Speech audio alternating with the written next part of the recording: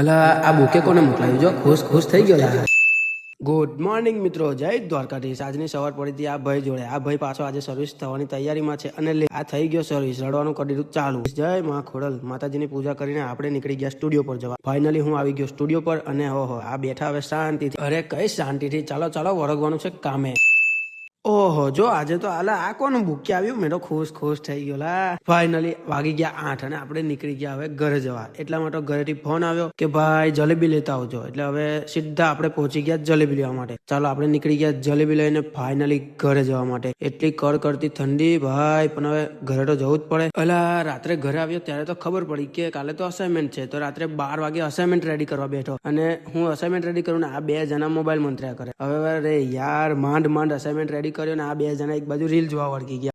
માંડ અસાઇનમેન્ટ પતાવ્યો અને વાગી ગયા છેલ્લે 2 વાગે ફાઇનલી અસાઇનમેન્ટ ખતમ થયો અને હવે આ 2 જણ પણ નીકળ્યા ઘરે જવા માટે. તો ચાલો મિત્રો મળીએ એક નવા વિડીયોમાં. જય દ્વારકાધીશ.